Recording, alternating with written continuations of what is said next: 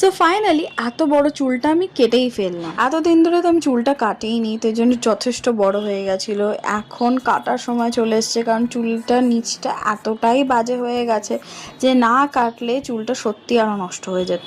তো তাই দিনের বেলায় তো সময় হয়নি পার্লার যাওয়ার, তো তাই সন্ধেবেলায় গেলাম। আমার মনের মধ্যে তো শুধু এটাই রইল যে এত বড় চুলটা সত্যি কেটে ফেলবো, কিন্তু তাও মনকে স্থির করে ফাইনালি ঠিক করলাম যে না, কেটেই ফেলি, কারণ এরপর যদি চুলটা আরো খারাপ হয়ে যায় তো তাহলে কিন্তু প্রবলেম হতে পারে। তারপর পার্লারে গিয়ে তো দিদিকে বললাম যে আমার চুলটা না একটু ইউ শেপে কাটো, কারণ আমার চুলটা আগেরবার যেহেতু লেয়ার কাট ছিল তাই খুবই বাজে হয়ে গেছিলো। তো তাই আমি ফাইনালি ইউ শেপ কাটলাম এবং সামনেটা একটু এই লেয়ারের মতোই রাখলাম, কারণ সামনের চুলটা আমার একটু লেয়ারের মতো কাট না হলে না মানে ভালো লাগে না, আমার মুখের সাথে ম্যাচ করে না। তো ওখান থেকে বেরোতেই আমার মনে হলো একটু ফুচকা খাই, তাই চলে এসেছিলাম এবং আঙ্কেলকে বললাম আমার জন্য দই ফুচকা প্যাক করে দিতে। তো বাড়ি নিয়ে চলে এলাম ফুচকা।